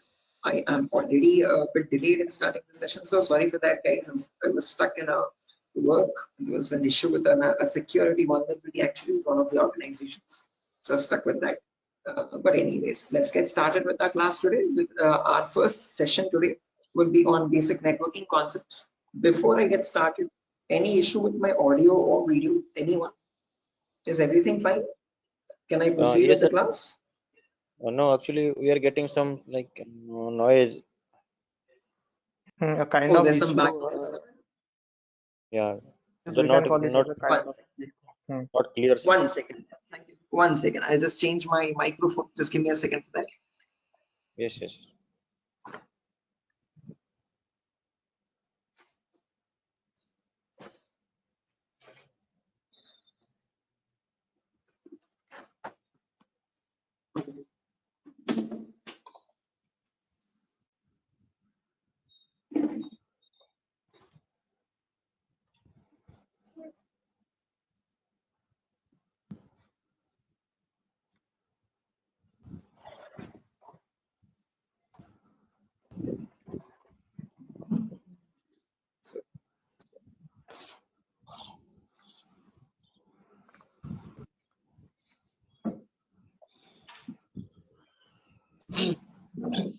Okay. How does it sound now, guys? It is audible now. Yes, now it is It's clear. audible. Background disturbance, no kind of issues. Yes, yes. Perfect, perfect, perfect. Okay, guys, so let's get started without any further ado. So as I've mentioned, in today's class, we'll be going with basic networking concepts. We'll discuss what IPv4 addresses are. Okay, so before diving into IPv4 addresses, let's try to understand what a network is and what a host is. Now, these are very two simple words that you keep coming across every single day. Okay, a host is nothing but an information device. Okay, any information device which is capable of communicating with other devices is known as a host. Okay, it could be a mobile phone, it could be a router, it could be a laptop, a personal computer, or any other device, an information device, okay, which is capable of communicating with other devices. Now, when you have such devices connected to each other, okay, which can communicate with one another, that forms a network. Okay, so a network is a collection of hosts which can communicate with each other and transmit data. Now, just like how we humans communicate with one another, we have our respective names. Okay, I can address you by your name. You can call me by mine. Okay, and we can communicate with one another. We have our unique identities. Okay. Similarly, these information devices as well have their unique identities. Okay, so when they communicate from one device, when it wants to send packet to another device, it has a unique address for each device. Okay, and on that address, they communicate with one another. and that address is known as the IP address, guys. IP stands for Internet Protocol. This was built by the US military late in the 1950s or 1960s. Okay, and there was IP version 1, IP version 2, IP version 3. All these were unsuccessful attempts. They were you could say experimental. What successfully worked out was the IP version 4, and we are still using that in today's world also. IP version 4 in simple terms is Internet Protocol version 4. Okay, and that is what we'll be discussing about in today's class. Okay. Anyone here who already knows about IPv4 addresses and who's familiar with these networking concepts? No, sir. Anyone? I'm not familiar, but I know the some, like whenever I was doing programming, networking programming in college days. So since the networking, I know how to join the socket networking programming. I know some networking IP address, and also I've studied through MCA curriculum. So Right. Okay, perfect. No worries, guys. Just in case, even if you don't have any idea, we'll be going from the very basics, okay, from the binary itself, okay, to understand what these IP addresses are. Just as a information question, I just wanted to know if anyone was familiar. If not, also don't worry at all. Okay. So I hope you know why we need IP addresses, guys. IP addresses are nothing but acting as an identity for each device. Just like how we have our names, you can address me by mine, I can call you by yours. Similarly, devices communicate with one another depending on IP address. Okay. Now, how does this IP address look like? Okay. Our names have alphabets in them: SHOAIB, SIVA, Shiva, and so on. So, but IP addresses are completely numeric based. Okay. Specifically IPv4. Okay. IPv4 are completely numerical or decimal addresses. Okay. It's a 32-bit address, first property. Now, what is a bit? A bit is nothing but the smallest data format. Okay. It comprises of either 0 or 1. Okay, and your IPv4 address is a 32-bit address. What I mean by 32 is that it contains 32 zeros and ones like these consecutively.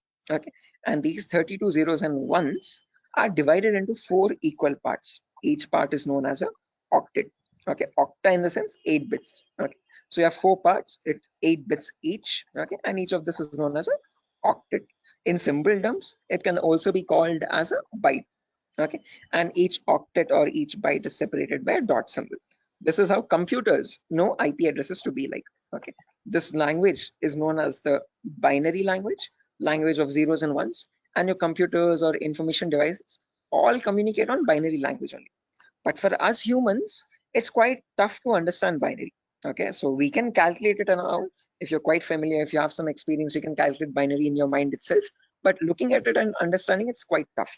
Okay, so in today's class, we'll understand how we can convert any binary number to a human readable format, to a decimal number. Okay, decimal numbers are from 0 to 9. Okay, these are human readable, what we use regularly from day-to-day life. Okay, what computers communicate on is binary data. Okay, so today we'll understand how to convert binary data to decimal data and how we can range the IP addresses. Okay, before that, a quick introduction on data formats. As I've mentioned, 1 bit is nothing but a value of 0 or 1.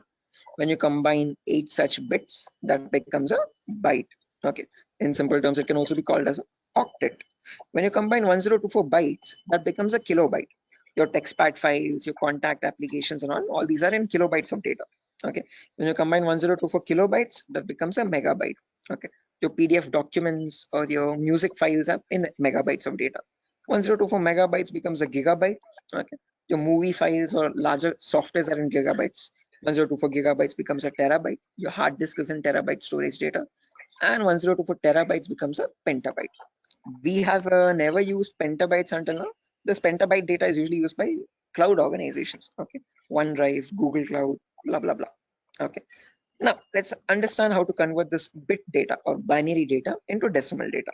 Okay, so what I've done is I've taken down this first octet over here, 10101010, and I've written it down over here, as you can see, in an expanded format. Now to convert this, there are 2 simple methods. Method number 1 is there's two simple steps to it, not methods, sorry. Okay, there's 1 method only.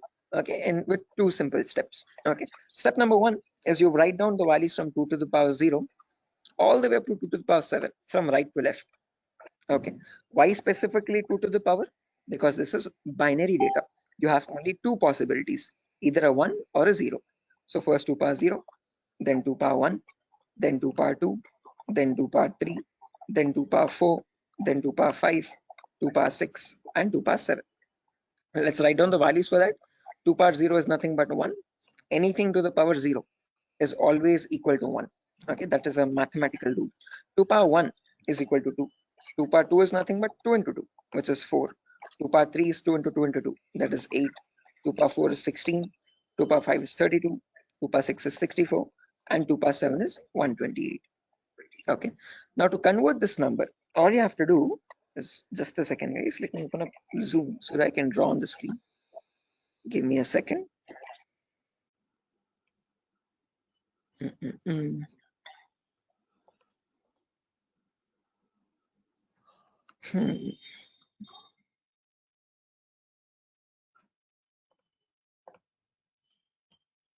Right, perfect. So when you want to convert any number from binary to decimal, first things first, you have to write down these numbers. Then you multiply the lower number with the top one and add with the next one. As simple as that. Multiply, add, multiply, add, multiply, add. This goes on till the last step. Okay. So firstly, 2 power 0 into 0. Anything into 0 is 0 itself. So I've written 0 over here. Then 2 power 1 into 1. That is 2 power 1 is 2. As you can see, I've written the value over here. Into 1 is the value itself, 2. 2 power 2 is 4. 4 into 0 again, we have 0. 2 power 3 is 8. 8 into 1, 8 again. 2 power 4 into 0, 0. 2 power 5 into 1, 32. 2 power 6 into 0, 0. And 2 power 7 into 1, that's 128. Now when I add all this up, 128 plus 32 plus 8 plus 2, that becomes 170.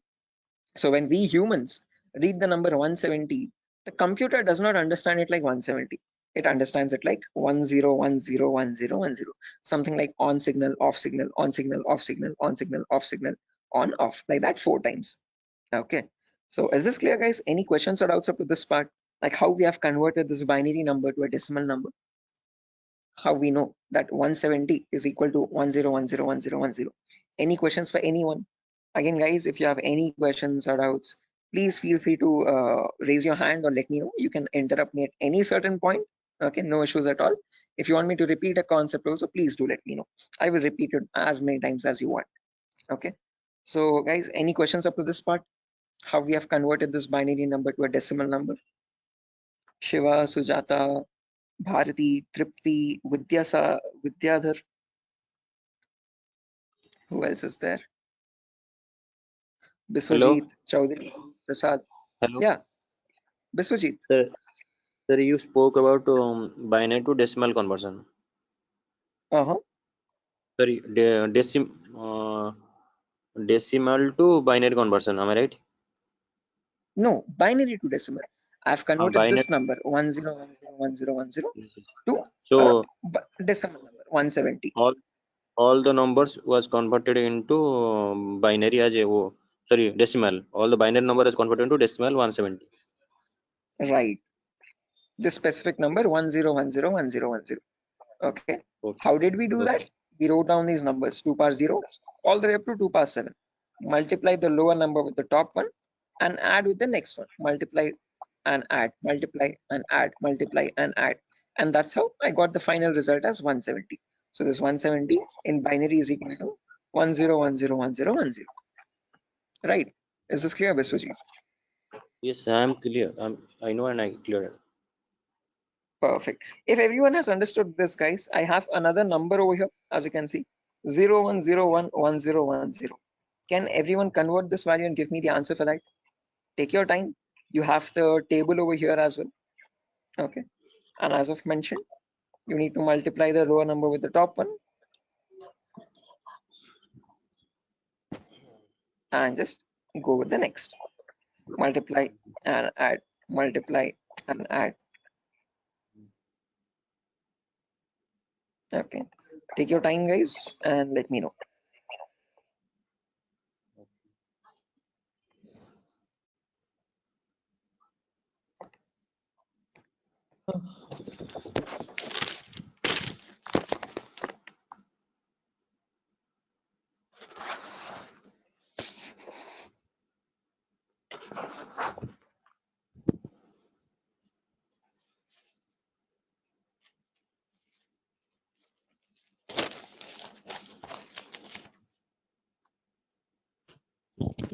Is it 90?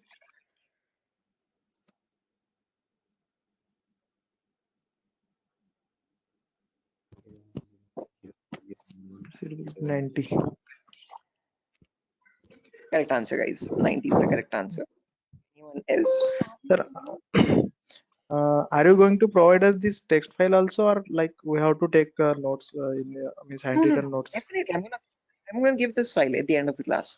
I'll take down all your email addresses, and on your email I'll send this document directly. You don't need to take any separate notes, guys. I'm gonna send this document file.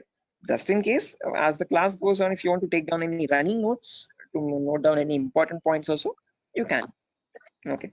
But all these documents, all these notepad files will be given to you directly. Okay. So yeah, guys, I've received a correct answer from a lot of people over here. Again, as I've mentioned, just multiply the lower number with the top one and go on till the last. So this will be 2 power 0 into 0 plus 2 power 1 into 1 plus 2 power 2 into 0 plus 2 power 3 into 1, like that till the end, 2 power 7 into 0. Okay. To anywhere you have 0 over there, 2 power 0 into 0, just put that 0. 2 power 1 into 1, that's 2. 2 power 2 into 0, that's 0. 2 power 3 into 1, that's 8. 2 power 4 into 1, that's 16. 2 power 5 into 0, that's 0 again. 2 power 6 into 1, 64. And 2 power 7 into 0, 0. When you add all that up, 64 plus 16 plus 8 plus 2, you get the number 90.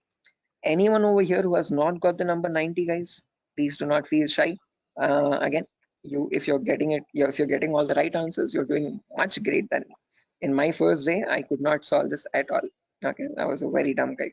So please, no shame in that. Okay, it's completely fine. Okay, because you need to get this concept very right in order to proceed with the further concepts. If you're failing at this one, it's gonna get a bit complex further down the lane. Okay, so any questions on this part, please do not hesitate to let me know. Okay, assuming everyone has got this right. With the other, yeah, exactly. The reason I'm showing you all this is to understand the range of IP addresses now. That's a great question. I was about to ask you. Again, I tell you myself, like in a real-time scenario, you would never have a necessity to convert a binary number to decimal or vice versa. But the reason why I'm showing you this is so that we can understand the whole range. So if you remember, I've told you, IPv4 addresses are 32-bit address. Okay, so in that 32-bit address, if I wanted to get the first IP address, all I have to do is put all zeros everywhere. Okay, now when you put all zeros everywhere, when you convert that, you get the final IP address as 0.0.0.0. Okay, but if you want to get the last IP now, you have to put all ones everywhere. Okay, in all the octets I've put all ones. So when I convert that, now there will be 2 power 0 into 1 plus 2 power 1 into 1 plus 2 power 2 into 1 all the way up to 2 power 7 into 1. So that would be 1 plus 2 plus 4 plus 8 plus 16 plus 32 plus 64 plus 128. So that is how you get the number 255. Okay, so the last IP in the IPv4 range will be 255.255.255.255. You will never have a number above 255. The reason being, now you know, because when you convert from binary to decimal, the maximum number you can get is 255 only. So you can never have an IP address like 300.250 or 700.150, something like that. Okay, that's an invalid IP. Okay, whatever IP addresses you have, those numbers will always range between 0 and 255. Okay, is this clear, guys? Everyone, why only specifically 255? Yes. Any questions to this part? Perfect. No, this is Now the maximum. Maximum. Yeah, guys, was someone asking a question? No, I just asked you. This is the maximum IP address to be connected, and maximum host to be connected. Yeah, that's the last IP address you could get in the IPv4 range, Biswajit. No, this is the like from 0 to 255 hosts should be connected, I think. Not necessarily. When we talk about IP addresses now from 0000 to 255, 255, 255, 255, we have around 4.3 billion IP addresses in total.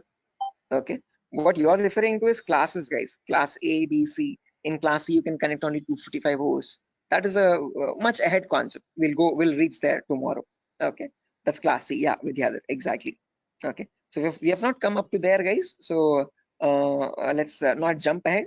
That might confuse the other students. Okay, so we'll go in a very slow pace. Okay, we'll go step by step. Okay, let's try to now we know the range of IPs. We know what IPv4 addresses are, how they look like.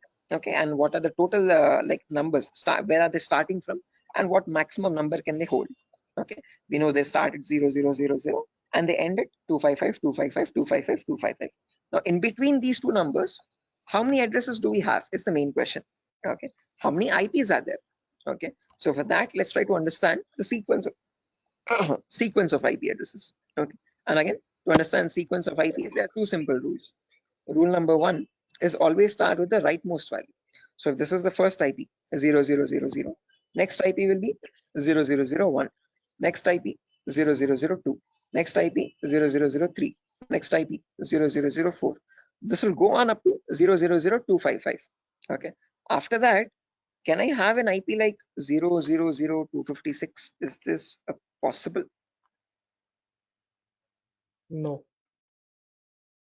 Yes, this is not possible because 255th is the last IP that you can get in any octet.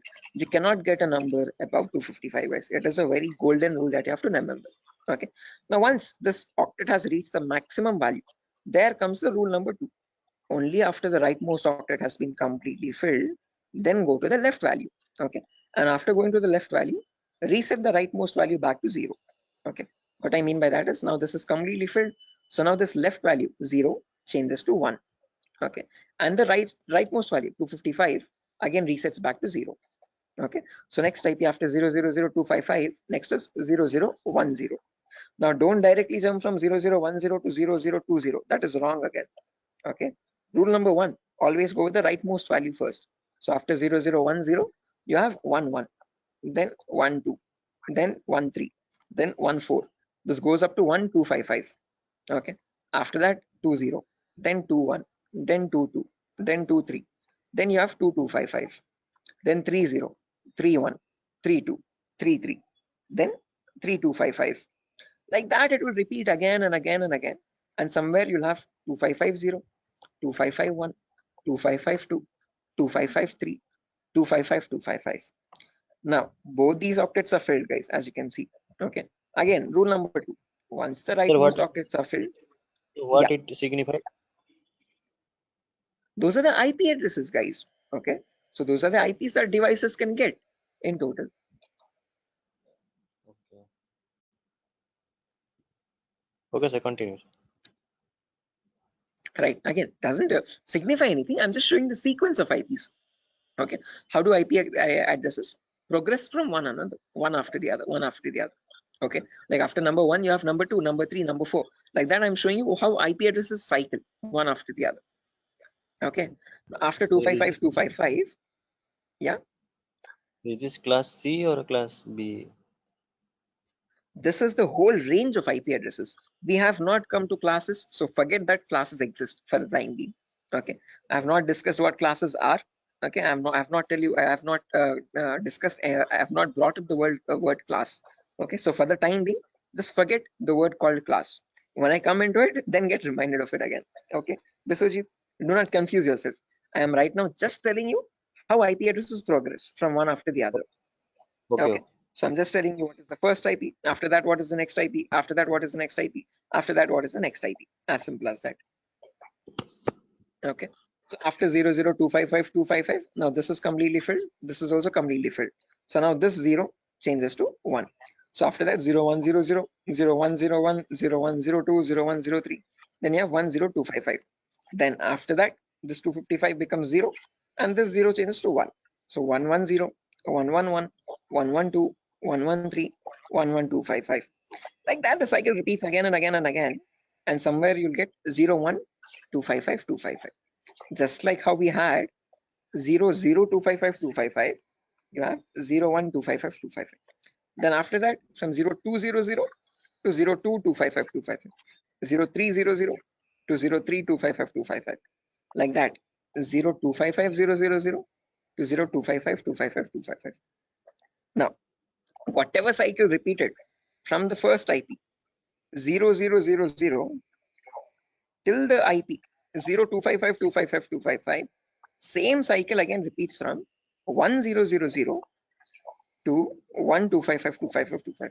Same repeats from 2000 to 2255.255.255. Same from 3000 to 3255.255.255.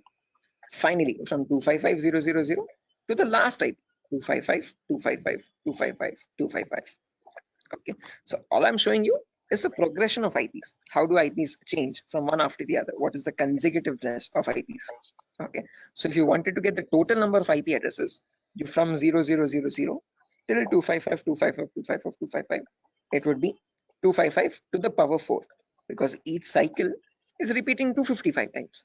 So the total number of IP addresses would be 4.3 billion IPs. Okay, which is the number equal to 255 to the power 4. So with the other, yeah, the correct number of IP addresses would be 255 to the power 4. Hello, is that clear? Yes, sir. I If- understood something. Okay, guys. Until this point, any questions, guys, for anyone? Again, do not get confused, guys. This is just to show you the sequence of IP addresses. In a real-time scenario, you would not need that anywhere.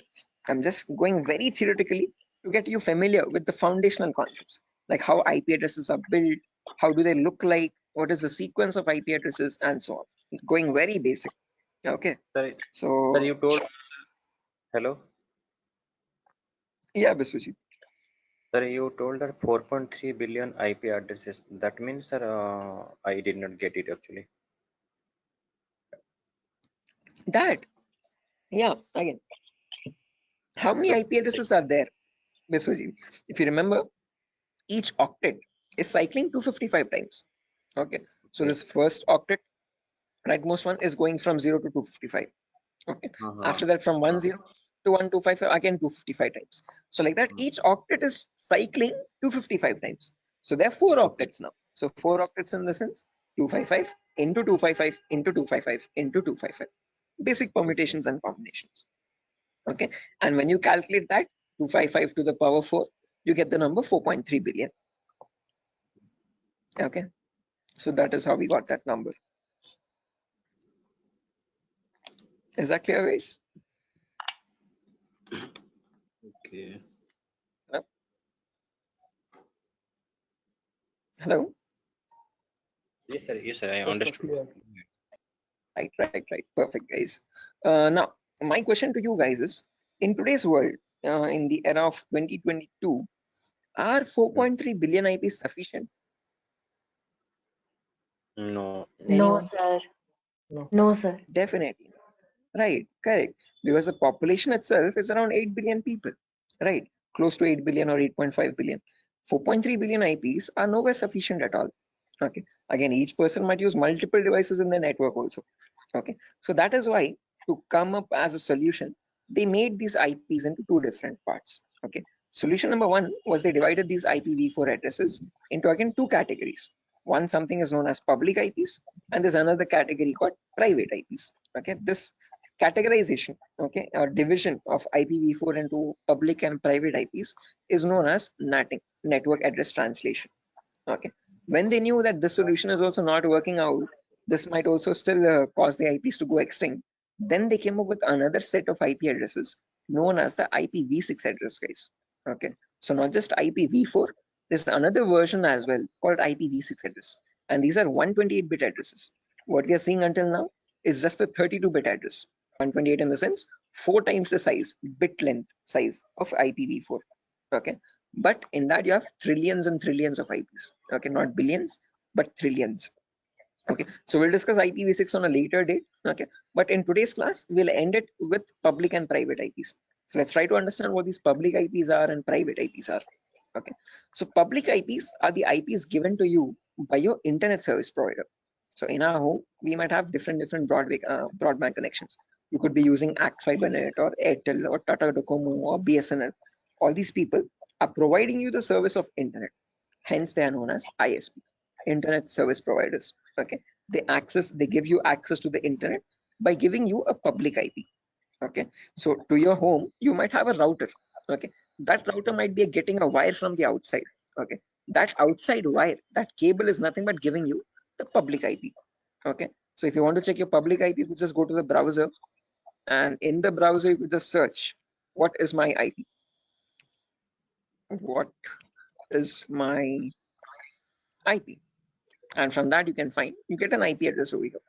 If I click on the first link in the browser, you can see I'm getting my fibernet from Act Fiber Beam. My location is Pedder Voltaire, Andhra Pradesh, Vishakhapatnam. Okay, so this is my public IP. This is the IP I'm using from my ISP to access the internet or to take the Zoom session. Okay, locally in my network, now I have multiple devices. I have my phone, I have my laptop, I have my smart TV, I have my smartwatch, and so on. So these devices internally or locally also need IP addresses. What they use in a local network, in an intranet, is known as a private IP. So private IPs are the IP addresses provided locally in a network. Okay, so this can be given manually by you, by the network admin, or they can be given automatically as well from a DHCP server. Now don't worry what this DHCP server is, we'll discuss about it in tomorrow's class. But one important thing to note is public IPs are used for connecting to internet. Private IPs are used in a local intranet. Intra is nothing but a local network, a small indigenous your house network or home network. Okay, so if I just draw this out to show you much clearly, let's say over here, this is my ISP. I hope the drawings are visible, guys. This could be my ISP, internet service provider. Okay, and I have my house over here in Vishakhapatnam somewhere. Okay, in my house I have multiple devices. I have my phone, I have my laptop, I have my smart TV, and I have my Wi-Fi router also. Okay, this router is getting a connection from the ISP outside externally. Okay, this is nothing but my public IP. Okay, this is the public IP part.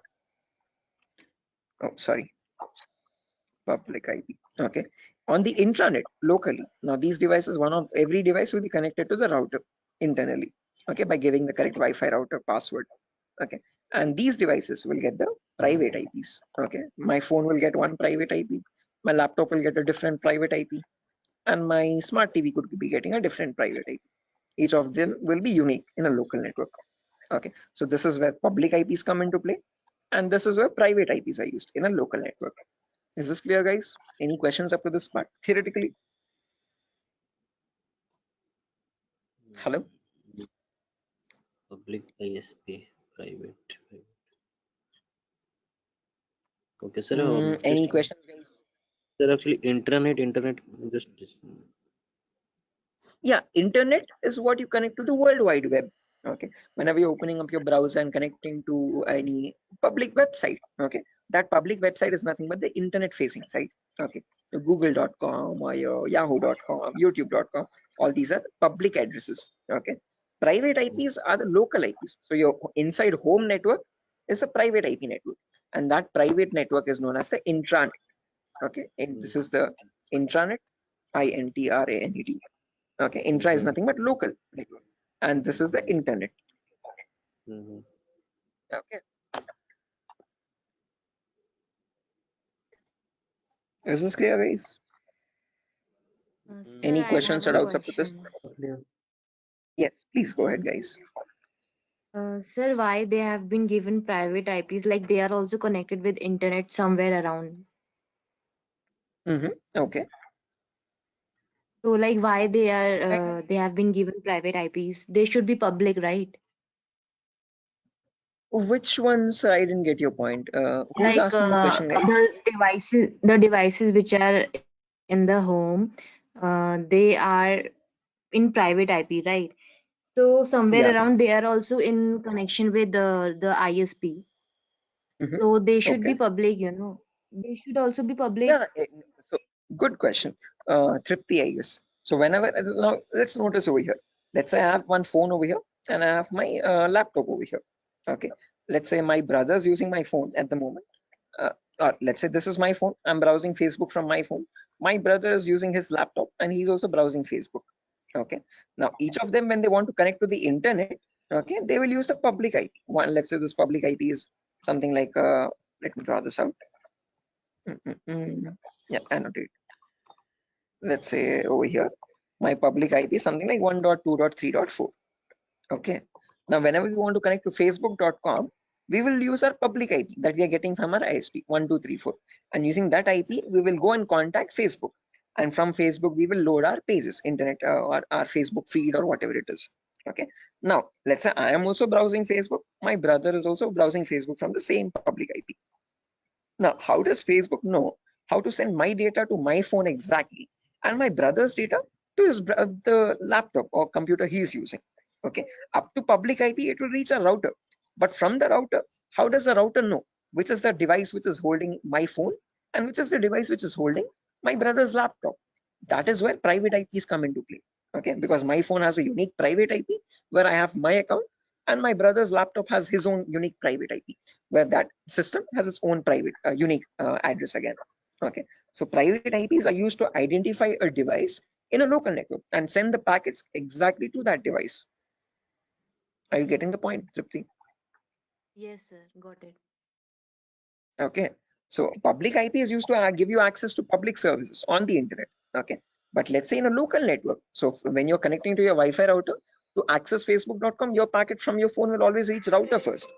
From the router, so sorry for that, from the router it goes to Facebook server, public server, but when it is coming, when the response is coming back, it comes to router with the public IP. From that public IP, how does it know where to go? How does it know which device to connect? Because in your same Wi-Fi network there can be many devices, multiple devices at the same time, right?